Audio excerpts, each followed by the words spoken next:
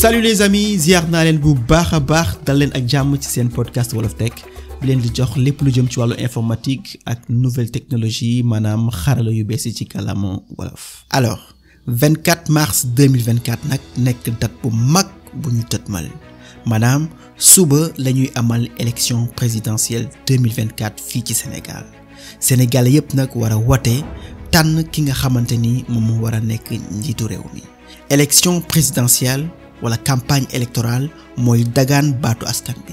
wax ak ñoom ci say mébét pour réew mi lan nga gis ne doxul lan lañu war a joint lan lañu war a jubbanti ak yeneen population Sénégal nag suñ ko xoolee ëpp na 18 millions doomu aadama ñoo xamante ni ñooy yeewoo ci réew mi ñi nga xamante ni nag ñooy dagaan baatu askan bi maanaam candidat yi matuñu 20 maanaam ñaar fukk. alors candidat bu nekk nag fexe ba Sénégalais yépp déglu la xam say mébét maanaam li nga bëgg indil réew mi xam la yow ci sa bopp xam aussi sa programme nekk na mbir moo xamante ni lu jafe la te loolu la ñu wax campagne présidentielle. alors comme xarala yi nag bés bu nekk dañuy indi ay solution maanaam ay saafara ci lépp li nga xamante ni dafa nekk ay jafe-jafe doomu aadama ci dundam wala ci liggéeyam. saafara yooyu tamit indi na ko ci li nga xamante ni moom mooy campagne électorale su nit ñi jógee aussi bëgg dagaan baatu askan bi maanaam campagne bii nii ma wax nii ngir nit ñi nangul la ngir nit ñi xam li ngay def xarala yu bees yi indi na ci ay solution. àdduna bi nag fan la toll ci nit ñuy jëfandikoo xarala yu bees yi fii ci Sénégal fan lañ ci toll it tamit ndax am nañ ci ay jafe-jafe. xarala yu mel ni intelligence artificielle naka la ñu ko mën a jëfandikoo ci campagne yi waaye tamit naka la ñu mën a def ba aar population yi ngir ñuy jot information yi nga xamante ni wóor na mais aussi duñu fàtte aar seeni données personnelles naka lañ ko mën a defee ba nga xamante ni dañuy protéger seen vie privée loolu yëpp nag moom la ñu nar a waxtaanee ci suñu épisode tey bi ànd ci ak suñu invité yi nga xamante ni kenn dootu leen présenté ci wàll boobu noonu maanaam Basile Niane nekk taskatu xibaar xam-xamam màcc tamit ci lépp lu jëm ci fësal ay mbir ci biir internet beneen invité bi nag nekk Clément Domingo ñu gën ko xam ci Sax nekk doomi Sénégal di liggéey bitim réew xam-xamam màcc ci lépp lu jëm ci wàllum kaaraange ci biir internet donc ñooñu ñaar ñoo nekk suñu invité ñu fas yéene waxtaan ak ñoom ci épisode Wolof Tech bii nii. Basile ziar nañ la bu baax a baax dal ak jàmm ci podcast Wolof Tech. waa El Hadj ñu ngi lay nuyu di nuyu auditeurs yi nga xam ne ñu ngi déglu ci podcast bi. alors ce n'est pas la première fois may participer ci podcast Wolof Tech. ma lay féliciter ci liggéey bi ngay def. mais surtout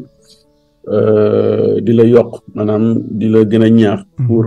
initiative yi di gën di am. parce que des fois dañuy tàmm di def ay activités yoo xamante dafa jëm ci wàllum technologie mais. suñu kaalaama wolof bi moom mooy nekk problème parce que dañuy wax ak ñoo xamante ni nekk ñu Sénégal. donc loolu indi ay jafe-jafe. bon Wolof Tech nag xëy na wolof mooy baat bu gën a rëy waaye nañu def des fois ma lay wax pour nga def benn séeréer tech wala man ma ñëw def séeréer tech comme que léegi séeréer ñu war a jiite réew mi. wax nga dëgg nag séeréer yi war a jiite réew mi. waaw dinaa def benn séeréer tech. exactement waaye pour mën a aussi yokk xam-xam ci gars yi li ñuy def en tout cas daal maa ngi lay nuyu. di auditeurs yëpp yi ñuy déglu en attendant ñu dugg ñu xuus ci waxtaan bi. ok macha allah ñun aussi ñu ngi lay nuyu bu baax a baax di la dalal ci podcast Wolof Tech alors suñ beneen invité bi nga xamante ni nag moom aussi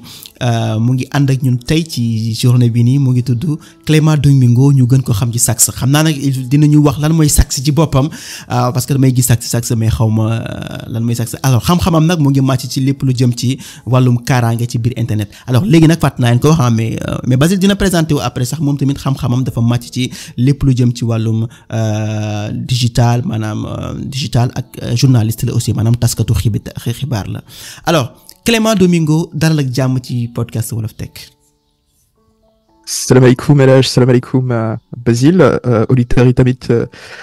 ñu ngi ñuy déglu maa ngi jégalu bu baax a baax parce que suma wolof setul te bëgguma après nit ñi nekk fii di ma xas donc xam naa ne man suma naree wax si suite podcast bi ci Wolof Tech xam naa ci français la te sujet bu ñu nar waxtaanee tey sujet bu mag a mag la te pour permettre ñu bëri tamit xam naa ñu nekkul ci biir askan mi mën a tamit déglu xam naa ne ngeen jégal ma bu baax a baax mais man dina continuer ci français voilà salaamaaleykum. maaleykum salaam alors donc mais yow sa wolof dëgër na de. non tane na de. leer na ba. non ba leerul. non pourtant leer na de sa wolof leer na de. maa leen noonu rek. maa leen nuyu mais olof bi leer na man en tout cas maa ngi koy dégg bu baax. ah man tamit dégg naa ko bu baax wolof bi leer na de. alors mais on le laisse parler en français waaw non y a pas de souci donc parce que am na souvent ay concepts yoo xamante ni pour nga wax ko ci wolof day jafe même ñun ñii sax des fois day métti ci ñun tu vois des fois sax am na ñu may wax ne mais yow li ngay wax souvent ngay ko ay français ma ne leen mais bon dañuy wax wolof bi nga xamante ni moom la Sénégal yëpp di wax rek tu vois mais au fur et à mesure ñuy dem xam naa dinañ agsi benn niveau boo xamante ni ñu bëri dinañ gën a bàyyi seen xel ci loolu parce que man objectif bi ma ci am mooy nit ki rek xam ne buñ ko poussé wala ko buñ ko forcé na ko wax wolof rek dina gis ne am na ci ay limites te bu gisee ne am na ci ay limites rek dina def benn tig ci boppam mu xam ne moom làkk bi mu nàmp tu vois mënu ko utiliser sax pour wax ay soxlaam donc man tig boobu laa ci soxla nga xamante nit ki dina ko am ci boppam bi ba bu beneen yoonee mu mun ko gën a tàggataat boppam pour mun a xoolaat yu bari quoi mun ko wax n'est-ce pas. Okay. alors ñu dem donc ci suñu épisode tey bi nga xamante ni moom lañ jagleel voilà campagne présidentielle yi ak naka la ñuy jëfandikoo xarala yu bees yi ci biir campagne bi.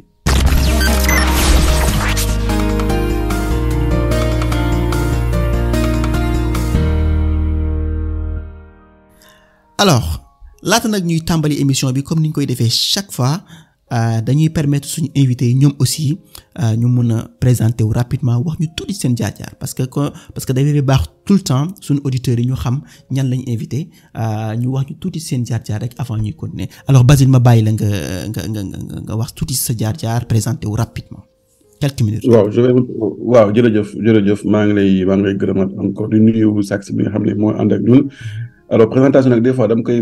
bañ di def parce que nit ki moom da ngay bàyyi ñu présenter la moom moo gën mais peut-être buñ ko mënee présenter bu ndaw rek mooy taskatu xibaar la déjà boo xam ne xelam dafa xaw a màcc si wàllum technologie parce que maa ngi dugg nag sama 18 ans yoo xamante ni maa ngi ci métier bi d'ailleurs sax dinaa annoncé ni que dinaa bàyyi technologie dem def politique. ah mais dafa mel ni yaa ngi préparé sa bopp de séeréer yi waaye jël nañ ko bu commencé politique maa ngi préparé wu loolu xam naa su ma ko tàmbalee tamit dinaa ko wax ñëpp déglu ko parce que dafay am foo xam ne réew mi boo fa tollee prendre des décisions quoi pour mën a jël dem si beneen secteur donc taskatu xibaar laa yàgg ci affaire technologie bi. samay jaar-jaar nag mooy jaar-jaar yu simple rek mooy nit ku am bagam dem def formation jàng am lijaasa si wàllum xarale jaar nag si ay télévision yu bari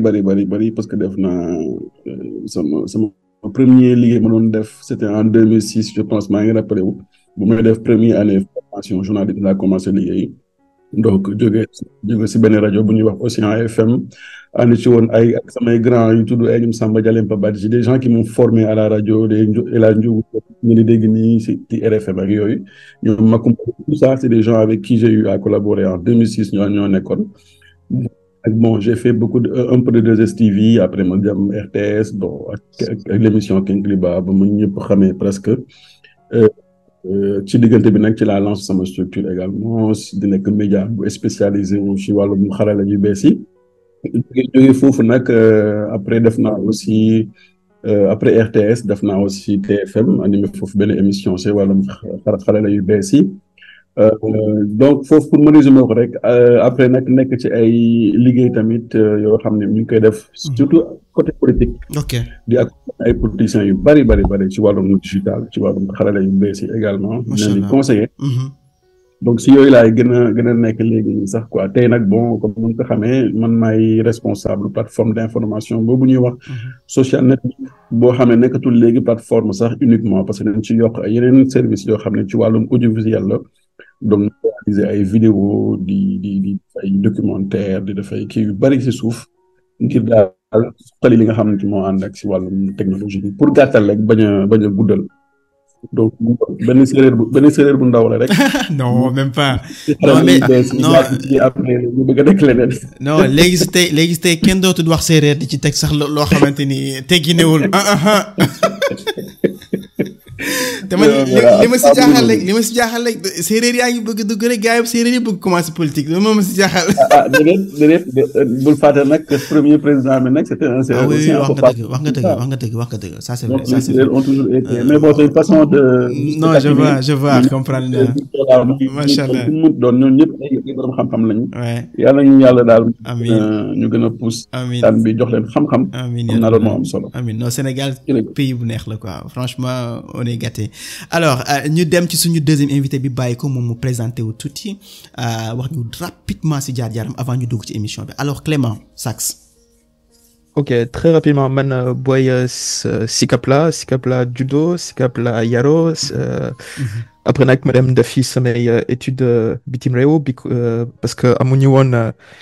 époque bi ay études supérieures surtout ci mbirum informatique te surtout ci mbirum cybersécurité et d'ailleurs maa ngi profiter ci occasion bi pour wax ne xam naa ni ku nar a jiite réew mi suba su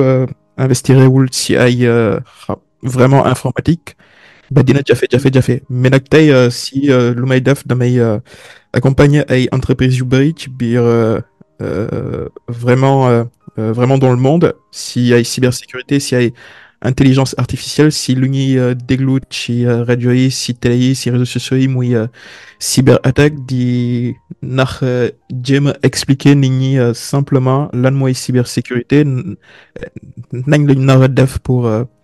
sécuriser xam nga ay seen données yi pour que ay cybercriminels ay pirates ay hackers doon ñëw ci jël seen comment dire seen données yi voilà.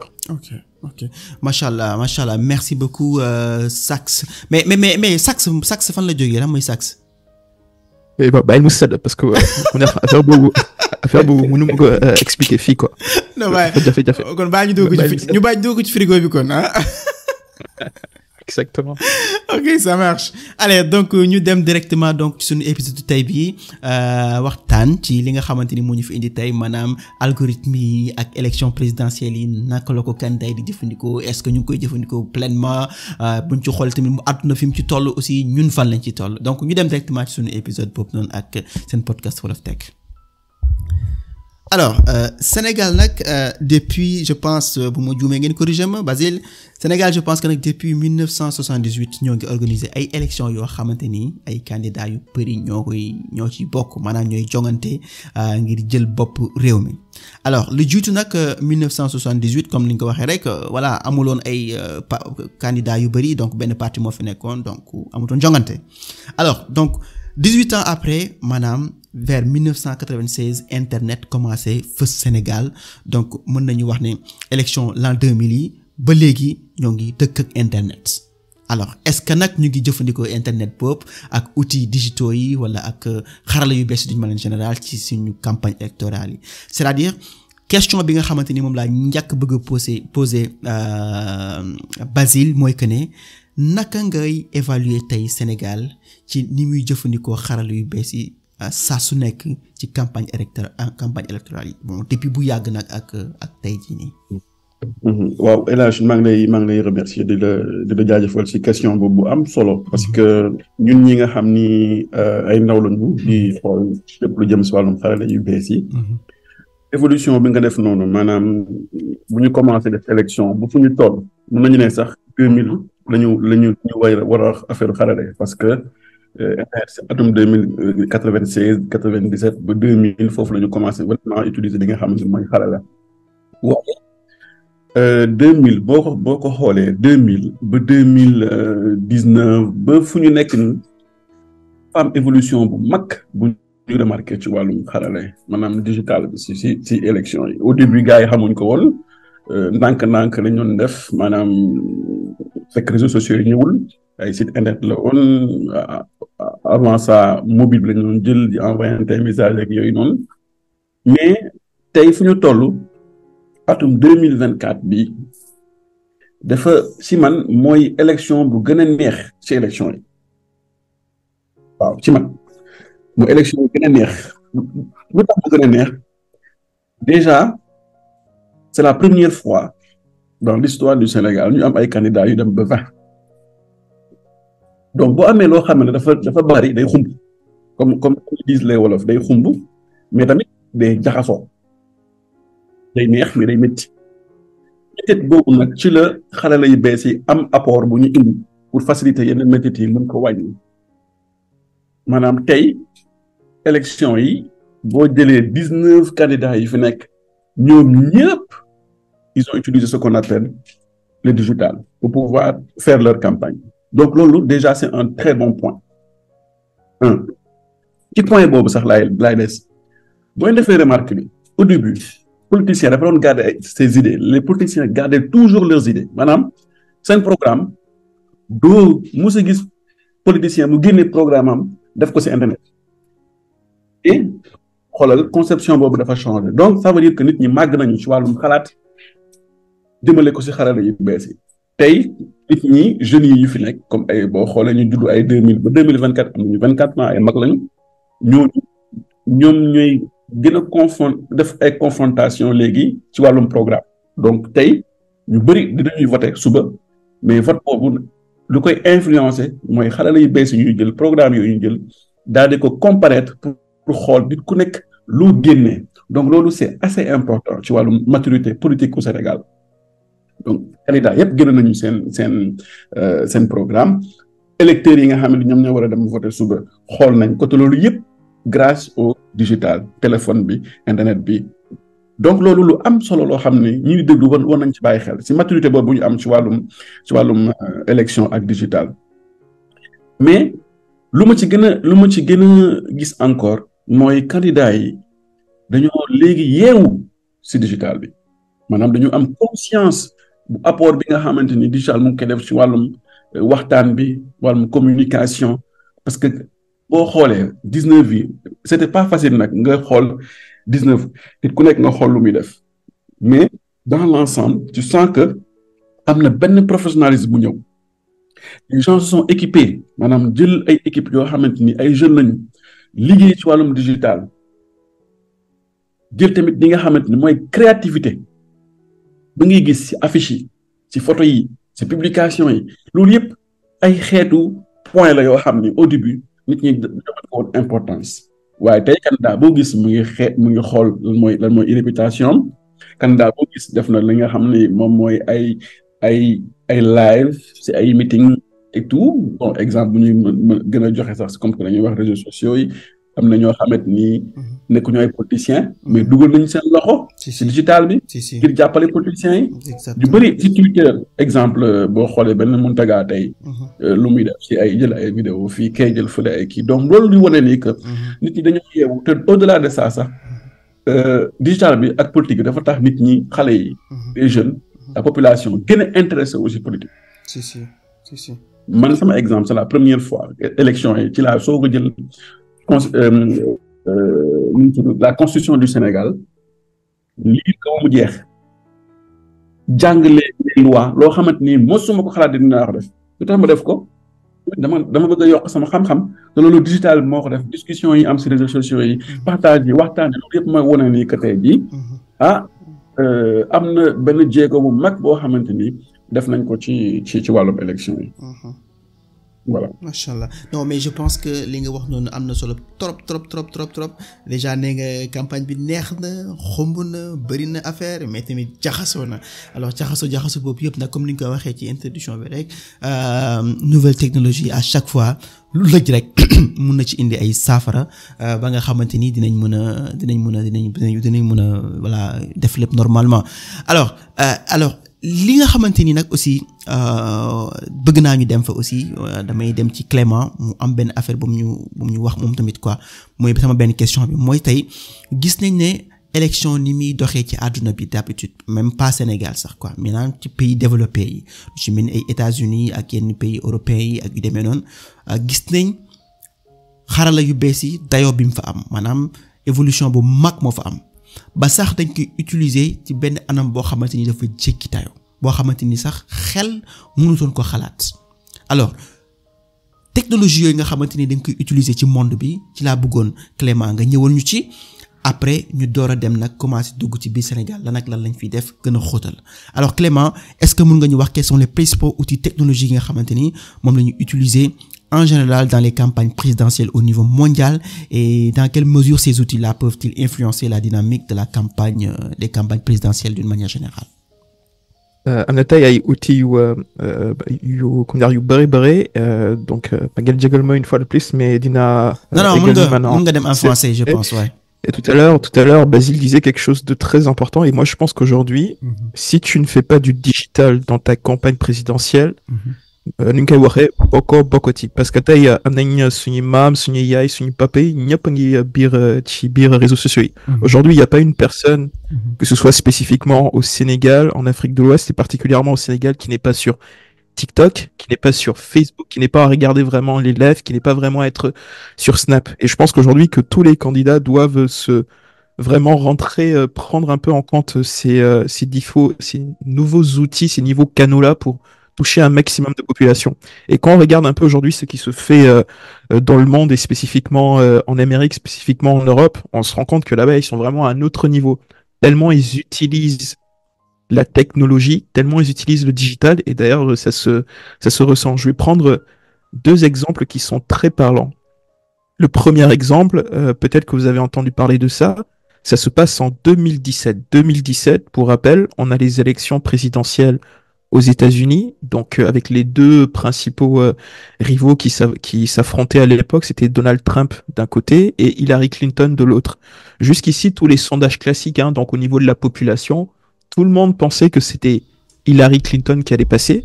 Et au final, c'est Donald Trump qui est passé. Pour une raison. Donald Trump a eu vraiment ce coup de génie-là. Enfin, Donald Trump, plutôt ses équipes qui travaillaient sur le digital, ont eu la jugeote vraiment xel ti dem wute ben société bu ñuy tuddee Cambridge Analytica. Cambridge Analytica, et eux, ce qu'ils ont fait, c'est grâce à eux que Donald Trump gagne. Ce qui s'est passé, c'est que ils ont à l'époque massivement infiltré, massivement pris possession de Facebook, et c'était très intéressant parce que une bonne partie de la population qui n'était pas encore au courant du programme de Trump ou qui ne savait pas est-ce qu'ils allaient voter Trump ou Hillary Clinton, petit à petit, ils ont commencé à voir des choses, donc vraiment, si campagne digitale, oui, vraiment, les réseaux sociaux, oui, et au final, c'est ce qui a fait basculer la chose. Donc là, il y a un peu Cambridge Analytica. Après, on pourra un peu rentrer par la suite dans les détails, comment on récupère de la donnée, comment on l'analyse, comment on utilise vraiment les outils technologiques. Peut-être que ça, j'y reviendrai tout à l'heure. Et le deuxième point, qui lui est beaucoup plus proche que nous, c'était vraiment les 2 dernières années, on a parlé d'une affaire, peut-être que cette affaire-là, au Sénégal, il y a très peu, et entre autres peut-être Nini Deglouchi Wall of Tech, qui n'ont pas entendu parler de ça, mais ça s'appelle, c'est un consortium de journalistes, donc 100 journalistes au monde qui font partie des grosses rédactions, vraiment partout, et l'affaire s'appelle donc Forbidden Stories, donc pour Story Killers. Et ce qui est intéressant, et moi ce qui m'a vraiment marqué, c'est que, pour faire simple, dedans on a vu que ils ont fait appel à une société qui est basée en Israël, donc à Tel Aviv exactement, Tim Jorge. Et eux, ils avaient une ferme de bots, donc des programmes informatiques, plus vrais que nature. Donc ça veut dire que c'était vraiment des personnes comme toi, LH, comme toi, Basile, comme vraiment les auditeurs qui vont nous écouter, et qui postaient des choses, et derrière, il y avait une telle puissance, et c'était très difficile de savoir que derrière, c'était un peu des bots. Contrairement aujourd'hui, tu sais, si tu es sur Twitter ou sur Snap, parfois tu peux voir un peu, ou sur TikTok, autant pour moi, des comptes, mais tu sais que derrière, ce sont des comptes qui ont été créés. Alors que là, c'était beaucoup plus subtil, beaucoup plus puissant. Et la dernière chose que j'ai envie un peu de dire sur ça, c'est que cette entreprise-là, il faut quand même savoir que sur les 10 dernières années, au moins depuis 2014, il y a des campagnes présidentielles en Afrique, pour ne pas citer vraiment les pays, donc on reste quand même un peu généraliste, et peut-être que tout à l'heure je vais peut-être rentrer un peu plus dans le détail, un peu plus histoire que ce soit un peu plus crumble, comme disait Basile, des pays en Afrique qui ont fait appel à cette entreprise-là, et grâce à cette entreprise-là, ils ont gagné l'élection, parce que tellement c'était intéressant, tellement les idées avaient diffusé sur les réseaux sociaux, puis derrière ça avait été repris par des médias nationaux. Il y avait aussi le fait qu'on puisse faire appel à des influenceurs. Donc aujourd'hui, je pense que moi, si tu ne fais pas du digital une force, tu n'es plus dans le coup. Ouais. Ça c'est vrai, ça c'est vrai. Non mais c'est tellement vrai parce que gis nañu tey li xew ci àdduna bi ñun ñëpp gis nañ ko comme wax nga ko léegi Cambridge Analytica, Forbidden Story ak yeneen yoo xamante ñu ngi xew ñoom ñu ngi utiliser tey xarala yi ci benn niveau boo xamante ni day sax voilà day comme ni nga ko wax day blow sa mind dafa day voilà day graw quoi da nga naan lii est-ce que lii mën na sax nekk parce que tey dem nañ sax ba mën a toll ci mën a fexe ba nit ki ñu wan ko ay images yoo xamante ni wala wan ko ay information yoo xamante ni nekkul sax ay nit ñoom ñoo koy envoyé par exemple tey ñu am benn candidat X boo xamante ni dafa bëgg jot réew mi am benn candidat Y ñu ñëw ci biir internet créer fa ay faux compte wala ay nit ñoo xamante ni réellement duñ ay nit ñuy poste ay affaires yu bari ci candidat X boobu noonu alors buñ ko faralee di def da ngay gis ni internet bi boo tijjee rek da ngay yem ci information yi nga foog ne ay nit ñoo koy def alors que du ay nit vrai alors donc yooyu yëpp ay mbir la pour fexe pousser population bi ñu gën a gis benn nit au détriment de l'autre tu vois te ñu gën a gis monsieur X que monsieur Y te koo gën a gis rek da nga naan kii moo fi gën a nekk. te koo yaakaar ne moo fi gën a nekk rek amaana moom ngay wateel même bu fekkee ne sax des fois mun na bañ a demee noonu mais yaakaar nañ ne moom ngay gën a am confiance moom ngay gën a wateel parce que physiquement nga gis leen day nekk loo xamante ni lu jafe la alors pardon foofu lay ñëwee sax jaar ci Basile laaj ko beneen question maanaam tey jii nii ci campagne présidentielle yi nga xamante ni moom nga dund fii ci Sénégal tey jii nii est-ce que yaakaar nga ni ñu ngi utiliser tey technologie bi d'une manière vraiment profonde est-ce que ñu ngi ko utiliser pleinement est-ce que ñu ngi ko utiliser bu baax a baax maanaam est-ce que ñu ngi utiliser xarala yu point yooyu maanaam dem ci ba ci mën a targeter nit ñi xam population Sénégal bi ñaata lañ ñan ñooy def lii ñan ñooy def la leen naka laa lañ war a influencer parce que je pense que mbir mi nekkul ci ay post kese ay post Facebook ak ay post tey mu neex la rek nga créer benn def post lan moo nekk derrière loolu est-ce que Sénégal ñu ngi utiliser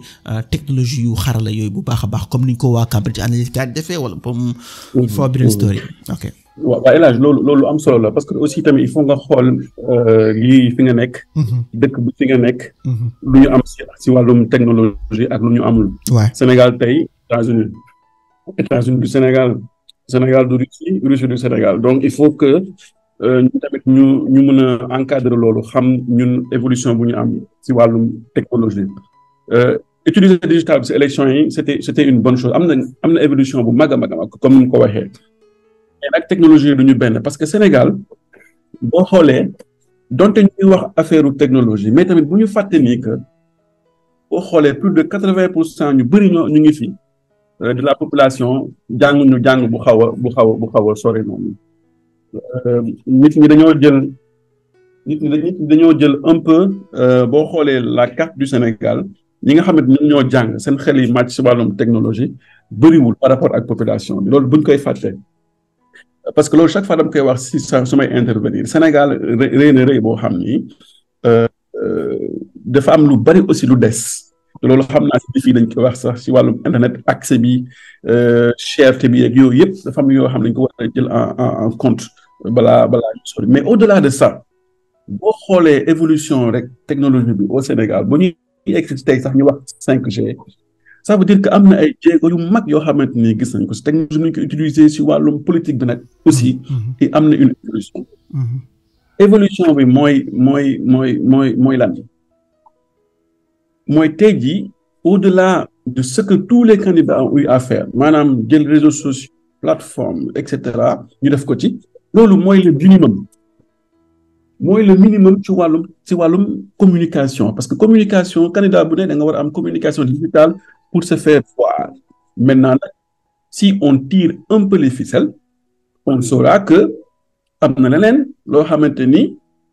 laxasu na si lu nekk ci ginnaaw ay technologies yoo xam ne c'est pointu qui ont été utilisées par les candidats parce que nag bu ñu fàtte aussi que Sénégal am na ay kàngam. Ouais, bien sûr. mais dañoo bëri woon mais ñoo fi ne. Si je peux juste rebondir sur ce que Basile dit, je suis d'accord, mais je suis pas aussi d'accord. Enfin, surtout quand Basile dit qu'il y a aujourd'hui en fait une population qui est pas éduquée. Ça, et là, c'est un triste constat, mais c'est là où les choses peuvent être très compliqué, très vraiment di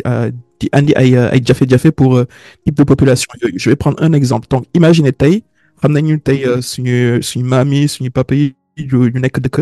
ñu nekk comment dire fan dëkk ba am nañ WhatsApp. Il suffit juste que nga def benn vidéo bu dugg TikTok après ñu jël vidéo bi ñu yónni leen boobu. S'ils ne sont pas au courant, si on sait aujourd'hui quand même qu'il y a beaucoup qui vraiment vont s'informer sur les réseaux sociaux, qui vont plus lire la presse écrite parce que ça demande aussi un peu un bagage technique, intellectuel, écouter la radio. Bah, la vidéo qu'ils vont prendre, ils vont peut-être voir un peu tel candidat ou tel autre candidat qui dit une chose alors que ça a été littéralement généré par de l'intelligence artificielle. Ça peut venir influencer vraiment le vote. Et je pense qu'aujourd'hui, vraiment, cette technologie-là, à la fois, c'est bien, mais à la fois aussi, elle peut être un énorme fléau pour venir favoriser un candidat ou l'autre. Moi, j'ai eu accès à certains outils, d'ailleurs, que je ne partage absolument pas, qui viennent un peu de certains réseaux cybercriminels, où tu peux très facilement venir générer la voix, que ce soit du président sortant, de tel candidat, de même de Basile, qui dit telle ou telle chose, venir un peu faire. Et si les gens ne sont pas sensibilisés, Django Nulol, ñoom lu gis loolu la alors que pas du tout. Et donc voilà, juste pour revenir sur ce point-là par rapport à l'homme Basile doon wax quoi. Si. Merci Clément. Mais Clément waaw Dominique Clément kay xam na bu baax mais man dama bëggoon même balaa muy outil yooyu dama bëggoon def étude bi rek ñu xool balaa ñu yegg si foofu parce que tey comme ni ma ko waxee c'est vrai au niveau du Sénégal boo demee par exemple si village yi ak lu mu dee dina am kenn koo xam ne di nga am benn appareil maanaam benn smartphone mais man fu ma doon waxee si accès yi mooy ça veut dire que tey pour nga am réseau man dama nekkoon si nit ñi nga xam ni dañu woon wax ni Sénégal est bien connecté mais gis nga bés bu mu duggee jël sama oto ànd ak nit def 1 mois si àll bi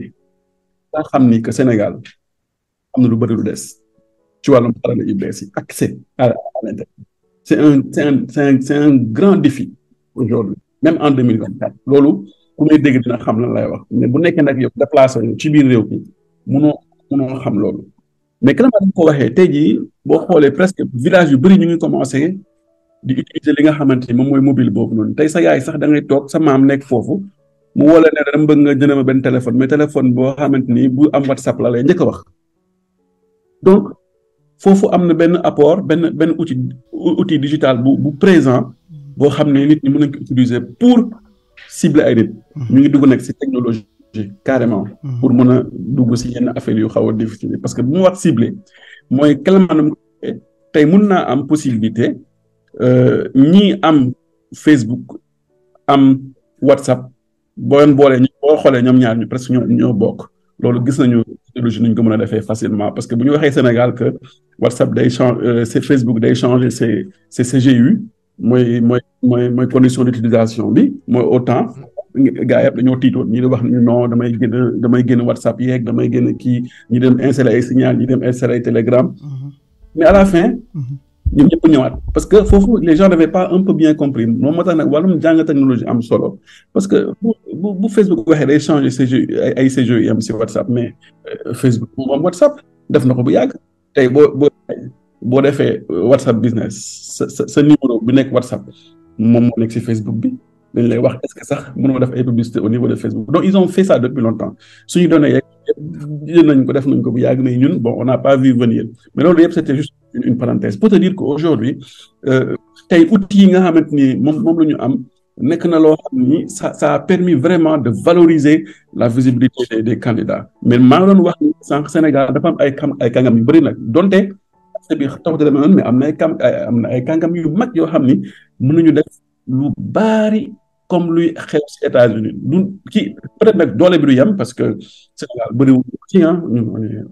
18 millions de c'est pas trop xoolee 18 millions ñu siy connecté yu bëriwul mais masse bi nga xamante ni ñoom ñoo nekk ci affaire digital bi am na ay xarale ay technologie yoo xam ne bu ñu ko defee te tey gis nañ ko sax ci wàllum élection candidat yëpp ñu bëri def nañ ko mais ci suuf lañ ko def ñun ñi nga xam ne ñun ñuy mën a wax que lii la ñu def tey lu ñuy wax retargeting ci wàllum campagne dinaa leen jox sax ay chiffres parce que loolu c'est des chiffres yoo xamante ni Facebook sax génne pour dina Facebook ban candidat moo ëppale ci wàllum ads maanaam lu mu fay pour ñu gis ko ci Sénégal ci atum 2024 ci élection yi dinaa leen jox ay chiffres ak kan moo stop ak lan donc pour te dire que tey nit ñi ils ont utilisé ay xarale yoo xam ni ba AI bi nga xam ne nañ ko waxtaanee utiliser nañ ko pour mun a am visibilité. ok mais nag visibilité fan lay amee importance mooy candidat bi utiliser tout ce qu'on appelle les outils digitaux ba pare teg programme boo xam ne nit au moins bu ko liiree wala su ko xoolee dina ko comprendre programme bi nag nekkul bind kese mën na nekk si mais souvent nag problème bi fu muy amee mooy ki koy defar est-ce que moom moo ko defar est-ce que nu mu ko defaree noonu la ak ki nga xam ne dafa jóg pour yàq te lu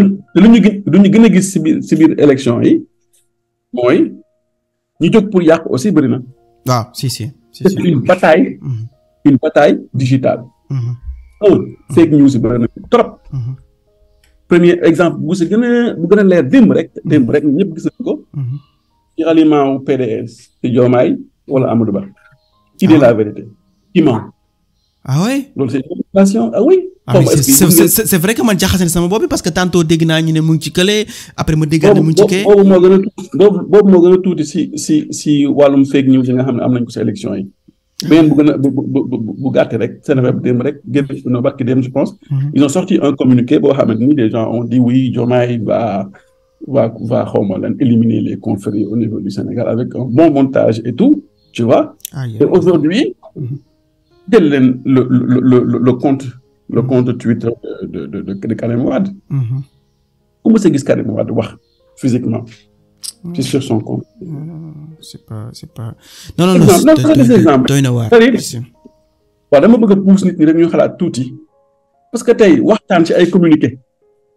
ay bind ak signature électronique loolu nag mooy beneen problème. tey la ñu mën a authentifier un document qui est authentique ou pas man mun naa jël sama benn. loolu sax moom du ma sous la truc de texte du weddi jël sa benn bind jël say copier coller teg envoyé ko gars yi xool ko parce que tamit amatu ñun ñi nga xam ne ñooy nekk si xibaar xale yi dëgg la amuñu attitude boobu naan dañuy vérifier est-ce que bii c'est collage wala du collage.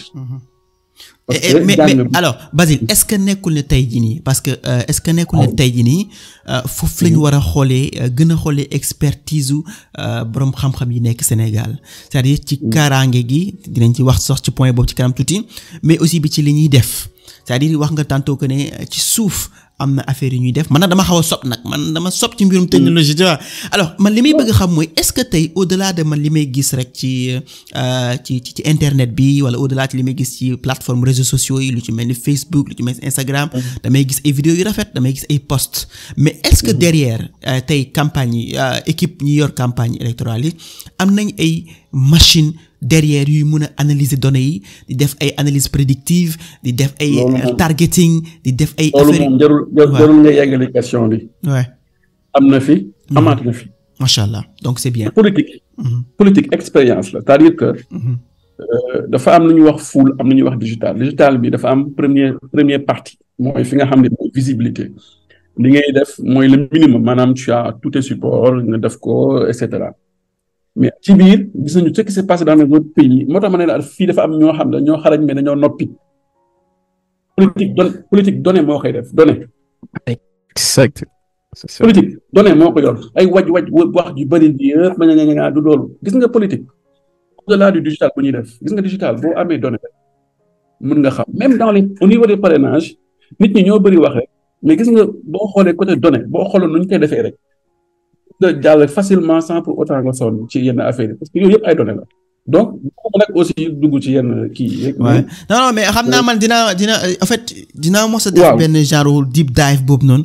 ji ma xool il faut ñu gëstu. voilà gëstu ko pour que gars yi mën ko xam voilà. tey Sénégal. dañuy wax mais fichier électoral bi tamit taxut a bëri noonu 7 millions kese la à peu près. waaw si. on est 18 millions des Sénégalais. moo tax ma wax chaque fois bu ñuy wax nañu jàpp ni que le prochain président qui va venir il va pas parler aux 18 millions des Sénégalais mais il parle aux 7 millions maanaam ces données là naka lañ koy partager ku la ko dàq nag manipuler dàq ko xool moo la mën d'où la question nag digital foofu lay joxe foofu nag dañuy soxlaa des experts des gens qui sont vraiment dedans parce que nit ku nekk tamit da ngay xam foo sa xam-xam fu mu toll ñu ne ni nit ki lu mu moom ciblage yeeg yooyu yëpp def nañ ko parce que boo xoolee tey ciblage dafa am ñaari façon ciblage ñun ciblage ñuy def par exemple ñun ak bu Saks bu muy def peut-être du benn Saks moom il est dans la cybersécurité yeeg yooyu technique moo ñu gën a xarañ ci côté boobu yaa ngi dégg mais tey jii boo yoree ay données am réseaux sociaux mën nga def ciblage mën nga def retargeting mën nga xam kii fu mu nekk ak fu mu nekkul ban message nga mën a def pour mu jot ko et cetera donc y a tous les outils sont là vraiment pour se faire te tey nag foofu la candidat yi tamit jouer le rôle parce que am na candidat yu bëri yoo xamante ni bon ñi ko am jël nañu xaalis aussi liggéey ci parce que tamit wax ji foofu la pour nga am visibilité même si bu nekkee forcément doo convaincre ñi nga war a convaincre mais gis nañu ni tey loolu day tax ni gis nga élection 2000 après élection yi bu stop 2029 boobu mooy gën a takkarnaase comme disent les jeunes. Ça sera beaucoup plus compliqué. Ça c'est sûr. Parce que le digital, ça sera à 100%. Si, ça c'est sûr. Pour le gën a mën digital dina la mën parce que gars yi dootuñu yemati rek ci affaire wu. ñëw fii dafay poste yeeg yooyu non. Ingénieur la ñuy jëm. Ça c'est sûr. Non mais ça c'est sûr, ça c'est sûr. Ça c'est sûr ci ingénierie la ñuy jëm et je pense que man buñ tollee sax niveau boobu man ci la may gën a neex quoi parce que man nuñ mën a utiliser xarala yu bees rek ça sera top et ci foofu lay jaaree sax laaj comment dirais-je Clément Saks benn question yow tamit tu vois c'est-à-dire tey ci utilisation wu xarala yu bees yooyu lu ci mel ni analyse prédictive ak yu demee noonu loolu techniquement yooyu naka lañ koy defee ba nga xamante ni tey voilà candidat bi dina mën a xam moom fan la dayoom toll tu vois wala xam ñan la war a jox information yi techniquement yow est-ce que am nga expérience yu demee noonu. Déjà Magny, je suis totalement d'accord avec ce que Basile disait hein. Su ma naree jël benn phrase mooy data drives all we do maanaam soo amul tey ay données soo ko mënul quantifier soo xamul foo jëm nekkoo dara parce que comment dire sa campagne du am ay poids yu fort te tey soo nekkee ay candidat nga am équipe sa équipe nekkul si mbirum digital si sa équipe investirewul te tamit par contre pour investir faut nga am xaalis pour nga mën a jël ay campagne ciblées ay Google Ads ay Facebook Ads ci Twitter ci Snap ci tamit ci TikTok te après derrière faut nga mën a am ay outils parce que c'est bien nga soo amee comment dire xaalis boobu bi nga naree dugal pour def sa publicité pour mën a dem ci comment dire toucher vraiment des personnes spécifiques mais c'est encore mieux et donc ça d'ailleurs Basile tout à l'heure le disait hein, très rapidement je vais revenir sur ce point-là si tu n'as pas les personnes spécifiques vraiment les compétences aussi qui vont te dire ok là on vient de faire une campagne sur 72 heures sur une semaine on a voulu un peu toucher par exemple une ville comme Dakar je sais pas à Kédougou je sais pas à Diourbel à Saint-Louis voilà ce qu'on a voilà un peu ce qu'on a pu ressortir de ça donc ça il faut un peu des personnes qui puissent être ce qu'on appelle plutôt des ingénieurs tout à l'heure tu le disais aussi LH mais des ingénieurs qui sont un peu capables d'utiliser juste la donnée d'avoir des statistiques de se dire que là on sait que sur la population vraiment des très très très jeunes, donc des 18 jusqu'à 26 ans, ils sont très actifs, mais là actuellement on n'est pas très bon encore sur vraiment, tu vois, peut-être les cadres qui ont entre la trentaine jusqu'à 40 parce que eux ils sont plutôt sur Instagram et pas trop sur Facebook. Et donc aujourd'hui, si tu ne sais pas, déjà la première chose, je reviens, si tu n'as pas de données et encore plus si tu ne sais pas utiliser ces données, ressortir, c'est que tu fais pas du tout bon. Et ensuite, un peu en termes un peu de retour d'expérience, oui, enfin sur ces sujets-là, moi je traite beaucoup de données, mais quand même qui sont plus un peu dans le cadre de fuite de données quand il va y avoir des cyberattaques, venir dire ce qu'on trouve là-dessus, mais finalement on revient un peu sur les mêmes, j'ai envie de dire un peu les mêmes méthodologies pour analyser ça. J'ai un exemple en tête d'ailleurs que je peux donner, d'ailleurs qui était dans le cas du Sénégal. Et là, ce qui s'est passé, le premier épisode, enfin en tout cas pour moi, qui a eu un peu cette bascule-là, lorsqu'on a vu fleurir le Free Sénégal en 2021, j'imagine que si tu t'en souviens, tu t'en souviens, je m'étais un peu amusé à l'époque, donc un peu à scraper Twitter, donc j'avais écrit des scripts, donc des programmes informatiques en Python, donc j'avais récupéré quand même pas loin de 300 000 tweets, c'était énorme, et sur ces 300 000 tweets, il y avait des choses, moi, qui m'avaient énormément marqué. D'ailleurs, vraiment, en faisant ça, je me suis littéralement ouvert l'esprit, déjà, parce que je sais pas d'ailleurs si vous le savez, hein, quand tu lances un hashtag sur les réseaux sociaux, donc tu vas un peu avoir, donc si on prend toujours un peu l'exemple du Free Sénégal, un peu ce hashtag principal, mais derrière, tu peux faire un peu ce qu'on appelle en anglais un peu du sentiment analysis. Donc, Manam, Wolof, peut-être après LH ou le Basile, pourrait un peu m'aider. Exactement. Manam dal seen yëg-yëg yi ñu am. Voilà, exactement. Et t'es parti boobu juste pour terminer, c'est très intéressant parce que finalement, t'as beau avoir un peu le hashtag que tu vas voir, mais comment dire, derrière, sur quel commencer à analyser. Est-ce que les gens sont plutôt positifs? Est-ce qu'ils veulent en effet là-dessus? Est-ce qu'ils sont négatifs? Et en fonction de ça, tu peux venir un peu changer. Il y a aussi une autre chose pour donner toujours, tu vois, des exemples très concrets sur ce qu'on peut faire sur les données, sur de l'analyse, ce qu'on peut en ressortir pour mieux venir être percutant. Ce qui est bien, c'est qu'avec un hashtag principal, t'as pas mal d'autres hashtags. T'as aussi un peu des communautés qui sont pour, d'autres qui sont contre. Tu vois aussi un peu apparaître des potes. Donc aujourd'hui, tout se passe, en tout cas moi à mon niveau. Et pour revenir encore vraiment sur ce que Basile disait, qui était très important, si tu n'as pas les équipes, si tu n'as pas aussi les personnes pour le faire, c'est un tout petit peu dommage, quoi. Et pour terminer, ensuite continuer avec vous pour le reste. Et je pense qu'aujourd'hui, on est aussi dans une dynamique où pour les prochaines élections présidentielles, en tout cas pour les prochaines échéances qui vont se dérouler spécifiquement au Sénégal, mais un peu partout dans les autres pays en Afrique, si les gens ne commencent pas à voir l'IA dedans, c'est qu'ils n'ont rien compris. Mais l'IA aussi bien pour expliquer, pour aussi un peu venir repérer les fake news, parce qu'aujourd'hui les fake news, il y en a beaucoup. Il y a un petit truc que j'ai fait, c'est que j'avais pris un peu la voix du président Macky Sall, j'avais entraîné ça dans des outils qui sont très connus, et je lui ai fait un peu dire que il y avait une nouvelle date des élections présidentielles avant que le Conseil constitutionnel ne passe. Et finalement, ce tweet-là avait commencé à être repris partout, mais j'ai dû très rapidement dire attention, c'est totalement faux. Mais ça, je pense que si j'avais été une personne malveillante qui voulait vraiment influencer, voire même venir aussi être là pour déstabiliser, parce que t'as suñu wax tamit campagne présidentielle ay communication digitale am na tamit ñu koy waxee ay ñit comment dire ñu fi nar a ñëw pour comment dire déstabiliser ay mën a joxe ay nouvelles ñu comment dire ay fausses nouvelles, quoi. Donc ça aussi dañuy ñëw pour yàq xelu nit ñi, quoi. Exactement. Et donc ça aussi comment dire faut en être conscient. Et je vais terminer pour revenir à un point que tu disais, donc ça c'était toi et l'âge. Aujourd'hui, comment on essaie peut-être d'avoir des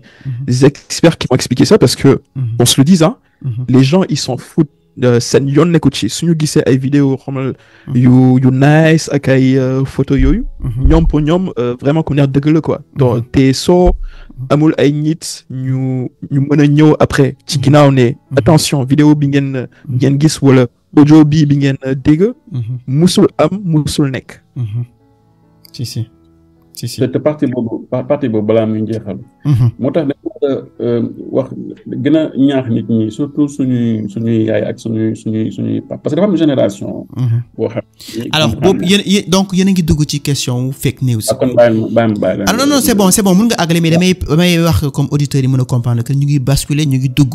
ci question fake news yi, maanaam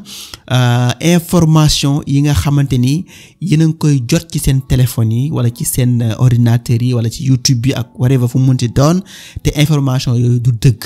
C'est-à-dire tey yéen ñi koy seetaan, yéen ñi koy déglu, ndax ngeen mën a def ba xam ne li dëgg la wala du dëgg, dafa jafe trop nag, tu vois, mais loolu lu am la. Alors nekkul ne lépp lu ngeen gis ci internet rek dëgg la bu war nga ko mën a poster waat ci sa statut, war nga ko mën a envoyer say famille di ko gën a wasaare. Alors moom la ñuy wax ne fen bu ñuy wasaare la. Tey boo ko xasee ba wasaare, correction bi bu ñëwaatee dina fekk fen bi wër na àdduna bi yëpp a ñëw toog. Donc tey balaa ngay partager xamal bu baax li ngay partager, te experts yi ils vont nous expliquer davantage ci affaire fake news yooyu naka la mën a demee ak naka la mën a ñëwee. Allez, vas-y Basile. waaw dama doon continuer rek si sax lu mën wax pour dëggal ko, parce que tey boo xoolee nañ jël contexte Sénégal rek, ñun contexte Sénégal lay jël chaque fois pour wax yenn wax yi. xam nga ñi nga xam ni jànguñu, seen xel yi màccuñu si wàllum technologie ñoo ëpp si ñi nga xam ne dañoo jàng, mais constat bi ma def depuis un bon bout de temps mooy que ni lu ñuy wax fake news ci suñuy réseaux sociaux yi lay gën a génne, maanaam si dafa am benn masse populaire boo xamante ni ñoom ñooy gën a yokk li nga xam ne mooy fake news yi. Par exemple ñi ñuy wax Wolof ñi ñuy déglu ñëpp peut-être comprendre nañu lu ñuy wax mais dugal ci benn famille boobu ñi nga xam ne ñoom ñooy gën a partager fake news yooyu mooy suñu yaay yi suñu pap yi wala suñu maam yi. vidéo bu ñu gis WhatsApp partager vidéo bu ñu gis TikTok partager vidéo bu ñu gis ci plateforme pour ñoom rek dëgg la ñu koy partager loolu dafa indi problème boobu mooy sensibilisation il faut mu amaat parce que ñoom xamuñu yan xarale yu bees lañuy utiliser pour def xibaar yooyu noonu te réseaux sociaux yi comme ni ñu ko waxee baax na lool pour joxe information mais moo gën a gaaw pour joxe des informations balaa si diiru 5 minutes. mun naa def voix wu Macky Sall comme ni ko Sax waxee. mun naa ko joxal benn script mu wax lu muy wax. mun naa ko defal discours en moins de 10 minutes parce que outils yi nga xamante moom la intelligence artificielle am dafa bari surtout que bu nekkee da ngay yor ay IA yoo xamante da nga ciy fay da ngay fay xaalis pour am ay options yoo xamante ni nit ki boo fayul doo ko am donc loolu man mii nga xam ne sax du ma expert comme Sax nu mu ko mënee en moins de 10 minutes mun naa defal loolu parce que dañuy dem si àdduna boo xamante ni nit dañuy faciliter liggéey bi am na yu bëri yuy réer def naa fi benn cours ak ay gune ma ne leen gis nga gune yi di ñëw liggéey bu ñu war a def 65% gune yi ne liggéey xamuñu ban poste la ñuy liggéey parce que amagul ça n'existe pas encore. Ouais. Est-ce que dégg nga wax ci. Si. Parce que 65% des jeunes qui sont ici 65% des jeunes yi nga xamante ni màgguñu ndaw ñi maanaam si diiru 30 ans la ñu war a am liggéey ñoom seen liggéey boobu amagul maanaam du ñu xam ban façon liggéey la ñuy def. parce que amagul. tax ne amagul parce que liggéey yu bari la ñuy dee si diggante bi dañuy disparaître bi mooy soit da ngay ànd ak technologie bi soit nga dee. Ça c'est vrai. Très simple. Ça c'est vrai. lu gën a yomb. ñun ñii nekk ci xabaar yu bees. di bind. mais ñun boo utiliser wul xarala yu bees yi mais da ngay dee. Ça c'est vrai. tey tout le monde nit mën nga bind texte en moins de 2 minutes. 1 minute sax. mu defal lépp. mais foofu sax laa bëgg na ñëw sax déjà c'est-à-dire say intelligence artificielle ni mun a rôle bi mun a jouer ci création de contenu parce que ku wax élection campagne présidentielle wax création de contenu. maanaam nga bind ay affaire ci internet bi. foofu laay ñëw. tey man IA ni mu la mën a jox capacité nga bind man noonu laa mën a détecter IA naka te lii ak lii la te je pense que sax du ma fen loolu dëgg la. c'est vrai dëgg la.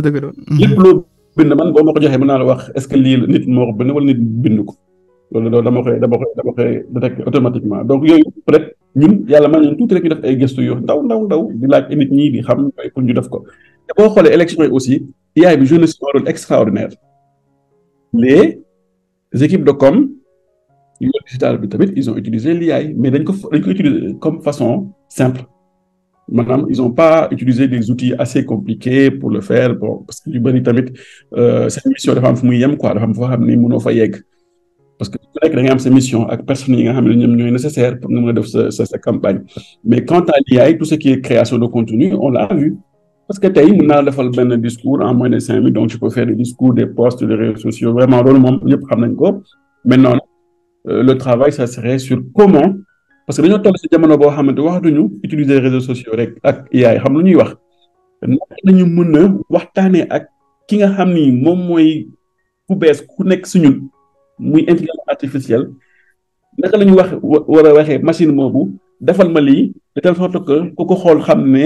du ci machine laa ko jëlee waaye sama xel moo ko def maanaam on est à l'heure de l'utilisation des prompts pour l'IA nooy laajee léegi xam nga affaire bi lan la. Sax bu bindee man ma bind naka la ko Sax laajtee ak man nu mu ko laajtee différence boobu. foofu la ñuy exactement. loolu mooy foofu la ñu toll. foofu la ñu toll exactement si mais man maa ngi bëgg dem sax au-delà de tout cela parce que au fait tey jii nii man à chaque fois man damay poser benn question boo xamante ni damay revenir en arrière. pourquoi man le pourquoi dama koy poser à chaque fois.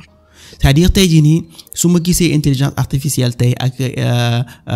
IA générative maanaam le fait que nga mën a nit doon xalaat di ko bind léegi machine bi di ko xalaat di ko bind pourquoi pour lan la tu vois. est-ce que pour ne pas monopoliser la parole après mu jox si ouais. Le pourquoi bi nag si man dafa xaw a c'est une façon c'est une réponse très simple. Pourquoi adduna mooy dox. Pourquoi adduna mooy dox. atum 2000 ak atum 2027 2024 du benn adduna day dox nga bañ ko nga bëgg ko nañ dem instant boo xam ni ñun sax man te loolu mooy sans problème xam nga ñun au Sénégal on est dans des trucs très basiques maanaam dafay continue dafay trucs yooyu mais après bu ñu xalaatee fan la technologie boobu du ñu yóbbu. man foofu mooy sans problème. Merci beaucoup parce que moo tax sax bi nga wax ne àdduna day dox j'avais envie de poser benn question c'est-à-dire dox ñëppay dox mais dox jëm fan. C'est ça mooy problème bi c'est-à-dire tey ñun ñëpp mën nañoo dox mais est-ce que ñu ngi dox jëm ci yoon bu baax bi c'est-à-dire parce que bu ma revenir en arrière tout damay xool utilisation réseaux sociaux yi lan moo taxoon ñu créer réseaux sociaux yi à la fin fan la mujj tey yaa ngi gis ñu ngi jël Mark Zuckerberg mu ngi nekk Sénat fee di wax ñu koy demander explication parce que am na benn xale bu am 18 ans bu xaru ci réseau social am bi tu vois di ko poser ay questions donc ñoom toll nañ tey foofu ci niveau de débat bi parce que dañoo dox ba yegg foofu ñun aussi buñ naa dee dox tey ak intelligence artificielle est-ce que dañuy reprendre même erreur yi c'est-à-dire tey man li may gën a préoccupé mooy surtout avec les jeunes ni ñuy utiliser intelligence artificielle ak génératif bi daf ma tiital tey da ngay gis koo xamante ni waroon na mën a dem lire ay livres am xam-xam lu mu toggee ci boppam bi mais dañuy bëgg facilité da ngay gis sa entreprise sax ko war a bind benn mail tayal na wax na cher monsieur je vous day dem nag bind li mu soxla rek ci kii bi mu généré ko comme envoyé jana alors est-ce que tey dañoo war a jàngal suñu jeunesse bi aussi wala suñu experts yi tayal boobu noonu tu vois wala est-ce que tamit dañ ko war a utiliser à bon escient jéem a imaginer parce que foofu la ñuy rawante bu benn technologie bu bees ñëwee ñu toog ne attends est-ce que ñu dañ ko war a fooyee rek wala dañoo war a xam baatin bi ci biir maanaam deep dive maanaam dugg ci biir xam lan lay jëriñ ak lan lañ ci mën a def leneen lu ñu itteel lu mooy ak sax fo bi maanaam li may waxee fo mooy utilisation superficielle bi parce que souvent ñun technologie bu ñu rek on utilise d'une manière très superficielle et ne pas utiliser en profondeur parce que boo ko utiliser en profondeur di nga gis ne sax facette bi ñu la wanoon ne moom lay def yow am na leneen loo ci mën a def loo xamante ni moo la gën a amul njëriñ quoi donc du coup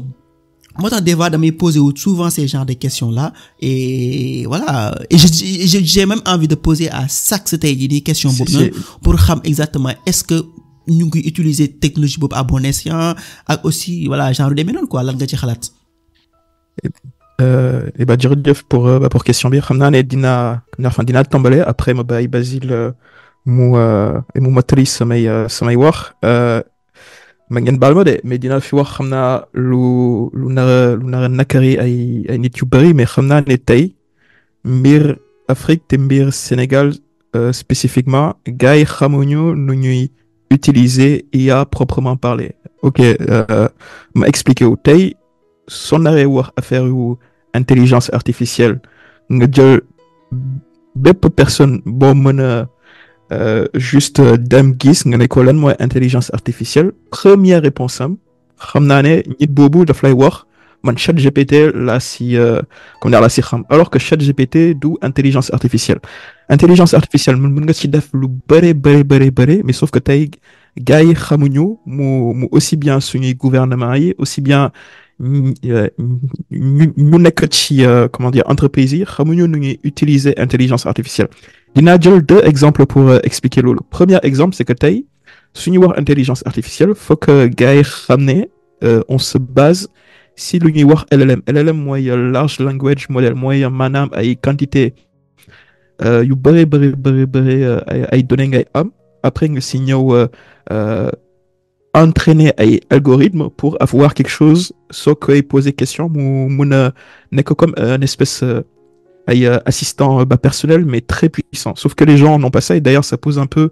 la question aujourd'hui des données personnelles. Comment nous en Afrique, comment nous au Sénégal demain, on va se dire qu'on va avoir nos propres LLM, donc nos propres LLM qui vont être entraînés sur la population sénégalaise et pas du tout venir prendre un LLM qui a été, je sais pas, entraîné en Europe ou encore en Amérique, que ce soit aux États-Unis, que ce soit en France, parce que ça ne va pas venir répondre à la réalité de la population française. Ça, c'est la première des choses. La seconde des choses, c'est à quand vraiment l'Afrique et surtout le Sénégal va aussi se positionner comme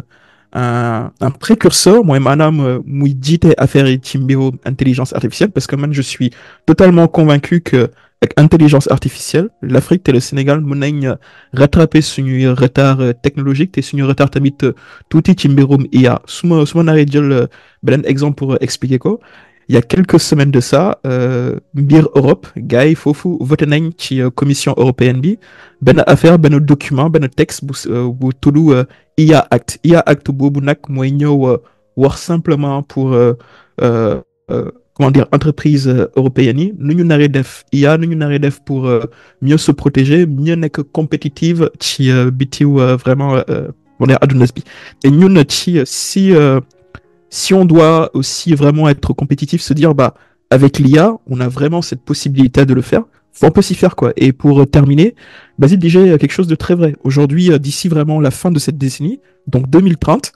il y a quand même aujourd'hui, il faut se dire, 2 jeunes sur 3 qui ne savent pas encore ce qu'il va faire parce qu'il y a beaucoup encore de métiers qui vont être, entre guillemets, venir être littéralement créés par l'intelligence artificielle, mais autour de l'intelligence artificielle. Et comment, dès à présent, on a des formations, on a de la sensibilisation, on a vraiment nos entreprises qui viennent créer des choses avec les données pour le faire. Et moi, je pense que c'est un point stratégique dans les prochaines semaines, dans les prochains mois, dans les prochaines années, pour le futur gouvernement, mais aussi pour les entreprises de se positionner sur ça et qui se disent non, quand on te parle d'intelligence artificielle, ce n'est pas que ChatGPT. ChatGPT, c'est une IA parmi tant d'autres. Et ChatGPT, aujourd'hui, ne fait pas tout. Oui, ça c'est vrai ChatGPT ne fait pas tout et nekkul ne ChatGPT kese mooy intelligence artificielle mun nañ ci def yeneen affaire yu bëri alors débat bi nag presque ñu ci 1 heure de temps on a même pas senti le temps passer tu vois on a fait 1 heure de temps xaw ma ndax xam ngeen ko wala déet mais Basile dama lay bàyyi juste nga wax ñu ci benn affaire bu am solo aussi mu nekk problème yi parce que mbir buñ ci nekkee xam naa du ñàkk problème yaa ngi Sénégal gis nga gars yi li ñuy def maa ngi gis sax say quelques posts Twitter tu vois yaa ngi wax ay affaire tu vois mais nan nga yan jafe-jafe nga xam ne ci wàllum xarala yu bees yi gars yi am nañ ko maanaam équipe campagne yi wala genre de doon am nañ ko ci affaire yi mais aussi est-ce que am na ay réglementation yoo xamante ni gouvernement bi ñu ngi koy teg pour saytu lool tu vois ak yu demee noonu et pour tëj après nga jox ñu sa ay conseils pour pas pour man mais pas pour ñi nga xamante ni ñoom ñoo yor équipe campagne yi naka lañ mën a def ba problème yooyu ñu mun ko saafara. waaw merci en fait dama bëggoon ñëwaat ci loolu rek parce que boo xoolee tey aussi comme ni ñu ko waxee dañu doon wax ci campagne ak digital bi ak politique bi ñi nga xamante ni ñoom ñoo yor en quelque sorte lu jëm ci wàllu digital équipe yi gis nañu ne def nañu ay jéego yu bari mais difficulté aussi moo nekkoon ni que temps campagne bi dafa xat loolu c'est un premier constat maanaam temps campagne dafa xat parce que tey boo naree def par exemple campagne boo xamante ni bon là je parle vraiment pour les gens qui sont dans le digital quoi booy def campagne boo xam ne da nga bëgg mu am retargeting mu am ciblage bu am kii bu baax au moins dina la jël benn semaine wala 2 semaines donc te bii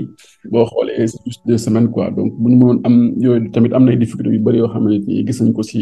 ñi nga xam ne ñoom ñoo yor si com bi am na ñoo xam tamit bon ils n'avaient pas aussi yenn moyens yu bëri pour mën a passer seen message ci wàllum xarala yu bees yi quoi ci digital bi mais ils ont quand même pu faire le travail comme il faut parce que gis nañu ni que rafetaay ci liggéey bi qualité bi ci wàllum affiché ak yooyu réputation vraiment 19 candidats yëpp def nañ ko mais nag doole yemul y a des gens yoo xamante ni tey par exemple gën nañ ci kii maa ngi doon wax sànq dinaa joxe ay données yoo xamante ni bon c'est pas ay chiffres yoo xamante ni ay chiffres noonu kii la nag bon Facebook moom moo ko joxe boo xoolee si élection yi am nañu bëri ñoo xamante ni utiliser nañu mooy lu ñuy wax Facebook Ads ku ci ëpp ku ko use mooy Khalifa Sall bu ëpp lu mu utiliser loolu noonu pour mën a gën a mooy publicité méta yi Khalifa Sall moo ko gën a use après Khalifa Sall bon gis nañu ni Anta Babacar aussi use na ko bu bari ak ki nga xam ne moom mooy le candidat au pouvoir di Amadou Ba donc yooyu yëpp ay si campagne la bokk mais nag comme li nga wax doole yemul nit boo amee moyen aussi pour nga utiliser ko di nga ko def loolu ay jafe-jafe la mais beneen défi bi aussi mooy peut-être digital bi baax na trop mais jafe-jafe yu gën a xam mooy sénégalais yi nekk ci biir Sénégal est-ce que ñoom amoon nañu les moyens pour yegg foofu noonu bëri def nañu ay réseaux sociaux WhatsApp et tout mais difficulté bi moo nekkoon accès bi peut-être foofu noonu. aussi bu ko jotee aussi. information yi est-ce que ay information yu baax la yooyu tamit ay jafe-jafe la bu ñuy gis si wàllu xarala yu bees yaakaar naa ne nag élection yi di ñëw jafe-jafe yi ñu gis si affaire digitale bi xëy na dinañ ko soppi parce que dina gën a changer accès bi dina gën a yokku ba ñu dem si dëkk boo xamante ni dañ ko mën a comparer ak yeneen dëkk mais nag bu ñu xeeb suñu bopp parce que Sénégal fait partie quand même des pays en Afrique de l'Ouest qui sont vraiment très connectés man dem naa si yeneen réew yi mais ça va lu giga di jar ak connexion bi dafa xaw a des lu bari donc nous on a beaucoup de choses à faire et au niveau du gouvernement également nañu jàpp ni que am na ay xeetu jumtukaay yoo xamante ñu ngi ko si def mu neex mu naqari mais tamit nguur gi mu ngi def tuuti ci parce que bu ñu demee bay wax intelligence artificielle dañu am ñun suñu stratégie AI loolu déjà c'est un bon pas léegi nag bon ñu càmbar ko waxtaan ci y a des choses à voir mais on a déjà adopté suñu stratégie boo xam ne dafa dem si wàllum AI léegi nag AI boobu il faut ñu teg si ñoo xamante ni mën nañ ko suivre xam nañ ko ak fu ñu jëm loolu moo am importance depuis des années on a mis la loi sur la protection des données personnelles des Sénégalais gis nga loolu laay kaas chaque fois gis nga lu jëm si wàllum technologie lu jëm si wàllum protéger ay données personnelles mooy dafa war a nekk des structures yoo xam ñu ëpp xaalis si réew mi est-ce que xam nga yaa may dégg maanaam ñooñu dañ war a dooleel jox leen xaalis bu bari tey waa ñi mel ni waa CDP ñooñu du ay structures yuy foowee Sénégal warul nekk structures yuy foowee dafa war a nekk ñoo xamante ni seen xel la ñoo màcc ba pare ñu jox leen budget bu mag ci wàllu données ak cybersécurité gis nga ñaar yooyu bu ñu ko defee xaalis bu bari def si ñu ci war a ne parce que am na ay nit yu bari ñoo xam ne seen xam-xam màcc nañu bu ñu ko defee dañu relever li nga xam ne moom mooy défi sécurité bi parce que sécurité avant mu ëpp ci lépp après bu ñu defee sécurité dañuy soxla def développement mais tant que defuñu ko di foowee suñu secteur bi nga xamante ne si la ñu ne di ko foowee parce que foo laay jël parce que secteur boo xam ne moo ëpp lu ñu indi xaalis ba pare duñ ko jox gëddam loolu yaa souci loolu nag je pense que le président bi war a ñëw bu ko defee mbébétam bu ko defee loo xamante ni c'est vraiment ça lui intéresse dina jël xaalis bu bëri def ko si wàllum technologie bi cyber bi mais surtout la protection des données parce que boo amee protection des données bu baax mais tey boo xoolee CDP ñoom la ñuy wax rek mais ñoom lu ñuy wax yëpp amul benn kii boo xamante ni mu ngi koy kii parce que amuñu les moyens kenn joxu leen seen gud bi kenn joxu leen lu ñu war a liggéeyee mais tey même bu ñuy couper sax internet ñu ko doon waxtaanee la dernière fois ak waa ISOP ñu ne lan est-ce que tey waruñu créer benn genre conseil wala benn genre structure boo xam ni état bi sax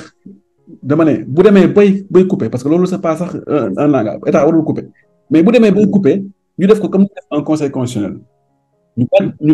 ñu laaj institution boobu est-ce que joxe na accord pour ñu def lii wala bu koy def ñu ne fii moo am manifestation fii la ñuy couper mais waruñu couper fii waruñu couper tu vois donc yooyu yëpp ay xalaat la yoo xamante ni xewoon nañ ko pour xool naka la ñu mën a def pour que yenn restrictions yi am yenn jafe-jafe yenn problèmes yi am ñu mën ko régler parce que ñun Sénégal tamit am nañu ay kàngam am nañu kàngam yoo xam ne vraiment nekk nañ fi mais lépp notre seul souci est que nit ñi dañoo bëri caaxaan si yenn affaires yi. merci beaucoup dañu bëri caaxaan si yenn secteurs yoo xam ne ñu koy foowee te dañoo toll foo xam ne foo dafa amatul c'est-à-dire que mën nga lekk xaalis bu ëpp la neex ci un politicien amul problème mais saa waay loo xamante ni réew mi moo ko moom mais def ci xaalis wax dëgg yàlla on avance ci bàyyi caaxaan bi mais mënoo di ñëw di jël xaalis bi di ko dugal foo xamante ni amul benn njëriñ du santé du éducation du technologie ba pare nga bëgg a réew mi développé wu mënta nekk c'est impossible il faut que ñu changer d'abord notre esprit parce que le développement c'est mind bi la États-Unis bu ñu rawee c'est parce que les gens ont une maturité boo xamante ni mais ça kenn xamul fu mu toll mais ñun suñu problème yëpp c'est un problème d'éducation mais de par rapport à la politique il faut que les gens changent la façon de faire de la politique dans ce pays. Ça c'est vrai et je pense que c'est hyper important li nga wax ni léegi ci jafe-jafe yi maa ngi la ciy remercier bu baax a baax parce que ni nga ko waxee c'est très bien ak fi nga daanu si ci gouvernement bi ak yi ñu war a def ak yu demee noonu et wax nga ci wàllum temps bi maanaam waxtu bi maanaam voilà durée bi campagne yi c'était dafa tuuti woon torop gars yi amuñu possibilité pour def ay wane seen doole bu baax a baax ci wàllum xarala yu bees yi mooy aussi bëriwul noonu couverture internet bi est-ce que information yi aussi ñuy jot information yu baax la donc loolu yëpp ay problème la yoo xamante ni je pense que war nañ ci mën a trouver ay saafara surtout nag accès wu internet bi wala accès wu information ci population yi nga xamante ni ñu ngi nekk ci zone yu ko très reculé man je pense que Sénégal tey suñuy war a xeex ci wàllu boobu ci affaire xarala yu bees yi loolu la war a doon fexe ba ñi nga xamante ni ñu ngi nekk ci àll bi ñu jot ci mbir yi parce que ñi nekk ci ville yi tuuti nañ torop par rapport ak ñi nekk ci àll bi nee naa Sénégal du Dakar kese Sénégal du Thiès kese Sénégal du voilà Saint-Louis ak maanaam ñi nekk fii ni kese non mais boo duggee ci biir àll bi au fin fond du Sénégal man voyagé naa dugg biir Tamba dugg biir Ziguinchor ci biir tu vois mais gis naa fa mbir yoo xamante ni en 2021 dama ne mais lii c'est pas possible man ci ay gént laa nekkoon tu vois donc man bokk na ci li tax tey may def sama podcast en wolof parce que soxlawu ma koo def pour ñi jàng français parce que ñooñu mun nañ dem ci bibliothèque yi lire mun nañu ubbi internet lire mais ñi nga xamante ni tey ñu ngi ci àll bi amuñ possibilité la boobu noonu donc tey information yi nañ fexe ba gars yi jot ci xaw ma ndax dañoo war a parce que lépp imagination la xaw ma ndax dañoo war a def ay avions yuy daw pour séddale internet bi ci àll bi xaw ma ndax dañoo war a trouver beneen moyen de communication man dem naa benn instant ma xalaat ne sax podcast yi may def war naa ko mën a encapsuler ci ay genre device di ko jaay ci àll bi pour que gars yi mën a jot information bi dagguma la mais am na benn contribution ma def la dernière fois xam na laa xalaatoon ma ne parce que la may wax ni man dama xam nga bu nekkee déplacé wu ma sax si yeneen kii mën nañu wax mais man dama ànd ak benn programme état def 1 mois si réew mi si village yoo xam ni xalaatuma ni que di am na amuñu ndox amuñu courant amuñu route xamuñu sax fu tarit ci laa ñëw ma xam ne ñun lu ñuy wax ni yëpp si Ndakaaru njaay la yem ma ne c'est vrai gis nga lu ndaw yooyu ñu def ay bajanu gox yu tuuti yooyu projet yooyu ngeen di xeeb gis nga projet yooyu nag bu ñu ko doon jël tey bajanu gox foo munti dem si région yi am na fa ñu jël bajanu gox yooyu noonu jox leen ay xalaat ci wàllum technologie si olof billaay utiliser outils yi walaay jàngal leen ñooñu tas ko si village yi si dëkk yi mais léegi problème boobu réglé wu ku def ko du ay yenn milliards yu rëy yooyu lépp stratégie la rek mais ñun tamit quand même ñun bëriwuñu tamit comme ñun boo demee si Japon yenn dëkk yi sax ñun suñu Sénégal benn ay koñ la rek ay koñ la donc ça veut dire que engagement boobu noonu pour def 18 millions pour ñu am connexion internet loolu nekkul lu jafe mais c'est que ñun dañoo commencer ak esprit boo xam ni politicien moo war a def lépp politicien mooy def moo dul def mooy rocci di ci non il faut que ñu tamit ñuy xam ni que développement bi si moyen la nekk bu ñu changer moyen boobu rek ça va changer parce que culture digitale boobu la ñu amul il faut culture digitale boobu génn ci Ndakaaru njaay bi nga xam ne moom la ñu jël comme li nga xam ne mooy Sénégal mais ñu dem def ko Sénégal dëkk am nañ xale yoo xamante ba léegi ñu am internet balaa nga am internet da ngay am courant ça c'est vrai ils n'ont pas ça et c'est difficile non mais c'est difficile et je pense que yàlla baax na genre seen genre yi demee nii ñu ngi ciy def travail yu ngand ci di vulgariser déjà dem génn Sénégal xam ci lu bari je pense que ñi nga xamante ni aussi nekkuñ biir Sénégal nekk bitim réew ku ci mel ni Sax war nañ mën a indi seen contribution aussi ci mbir mi war nañ mën a demit benn instant toog à l'étranger neex na trop ñu ngi lay fay bu baax tu vois dégg naa xam naa sax sa xaalis bu bari la am non mais donc du coup mais des fois bàyyi di ma sandi xeer parce que dafa maa ngi ñëw non sandi ma xeer léegi de plus en plus comment dire aussi bien Sénégal aussi Dakar mais tamit ci yeneen région yi te fan ni ko Basile di waxee di jéem a andi ay solution yu simple pour nit ñu nekkul mbir vraiment comme dire fan Dakar u Njaay bi pour wane leen que c'est possible te Basile mu ko doon wax am na benn phrase bu ñuy wax ci français mooy n'attends pas de savoir ce que ton pays peut faire pour toi mais demande-toi ce que tu peux faire pour ton pays mooy maanaam ñun ci chacun d'entre nous lu ñu mën a andi simplement à notre niveau ci suñu échelle pour changer les choses te xam naa ne affaire yi foofu la ñuy jaar pour changer mentalité yi quoi. Ça c'est vrai et je pense que c'est hyper important et voilà xam naa ne nag li gars yi di wolof ci wax ci olof ne li duuf ci nag bi xajul ci cin bi xaw ma ndax sax yaa ngi fàttaliku loolu ba léegi ndax yaa ngi koy fàttaliku j'espère. non. Non, c'est-à-dire Basile xaw ma ne laa mën a waxee loolu ci wolof nag mais c'est compliqué. On peut pas tout dire. Ouais, on peut pas tout dire. Merci. On peut pas tout dire. Voilà. Il y a beaucoup de choses à dire et on peut pas tout dire. Donc, du coup, et le temps est tellement restreint. Il y a beaucoup d'occupations. C'était en tout cas, c'était hyper intéressant. Moi, j'ai pas vu le temps passer. Merci de m'avoir invité. Ah ouais, mais ce qui m'a le plus étonné, c'est que Sax, tu t'es bien débrouillé en Wolof. Franchement, tu t'es très bien débrouillé. Non, pas du tout. Non, pas du tout. Et c'est hyper important. Franchement, merci beaucoup à Sax, merci beaucoup à Basile aussi, qui seen disponibilité. Franchement, à chaque fois, suñu leen soxlaa ci genre débat yu mel ni da ngeen di ñëw. Et je pense que tey épisode bi ñu def nii dina jëriñ bu baax a baax Sénégalais yëpp. Alors, Sax, lan moo nekk sa mot de la fin? Na fin de la ziar di ziar tamit Basile pour discussion bi bu ñu am di jéem ubbi suñuy xalaat yi te xam naa ne suñu investirul ci numérique bi suñu andiwul ay solution simple parce que lu ñuy gis bitim réew nekkul luy comment dire fa nit ñi di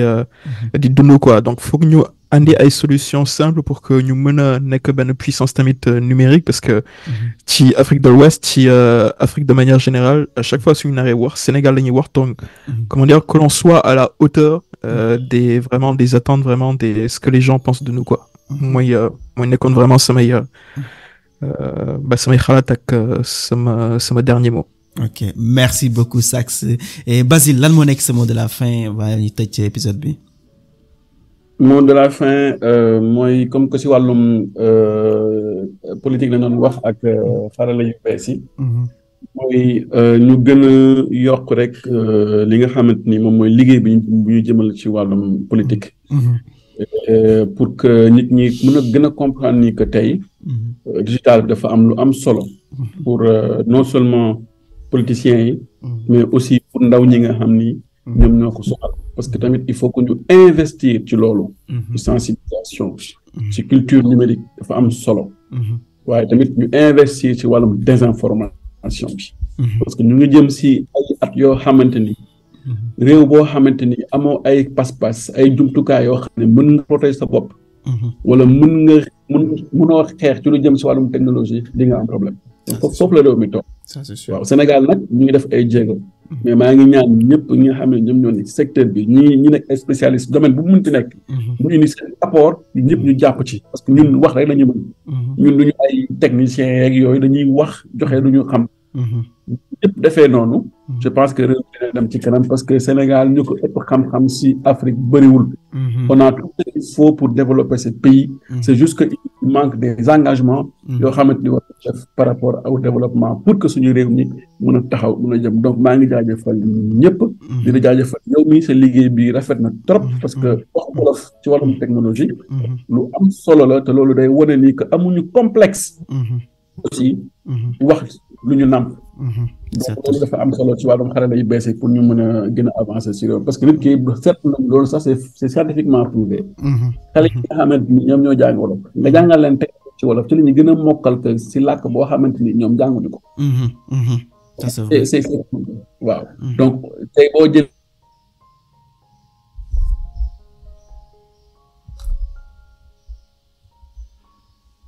alors ñu ngi jéglu bu baax parce que dafa am benn coupure électricité bu ndaw boo xamante ni moo am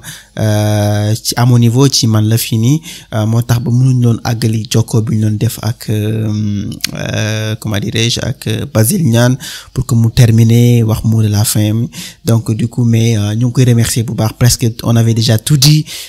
ci biir épisode bi j'espère que vous l'avez bien écouté et que nekk na épisode boo xamante ni am na lu mu leen jëriñ et surtout ci xam fan la Sénégal toll ci mbàllum xarala yu bees yi ci biir campagne électorale bi nga xamante ni moo nekk campagne 2024 bi alors ñu ngi leen di jox ndax dig daje incha allah beneen week-end ci beneen épisode bu bees ci yeneen sujet yu bees incha allah te di ñaan aussi élection yi nga xamante ni moom la ñu dëtmal suba mu nekk élection yoo xamante ni dina jàll ci jàmm nit ñi def ko ci jàmm tànn président bi nga xamante ni moo gën ci Sénégal mu jig Sénégal te mu nekk loo xamante ni suñu avancement lay doon ñun ñëpp suñu mbégte lay doon donc nañu boole ci mbir mi gëm yàlla nañu boole ci mbir mi discipline nañu boole ci mbir mi yar maanaam ba nga xamante ni dinañ mën a jàll élection yi comme niñ koy defee saa su nekk Sénégal bés bu ñu demee ba foog ne dina am problème rek ñu wane ne ñun nous sommes des grands hommes ñu wane ne ñun nous sommes à la hauteur ñu wane ne ñun du ñu nangu suñu Sénégal di soppeeku du ñu nangu suñu Sénégal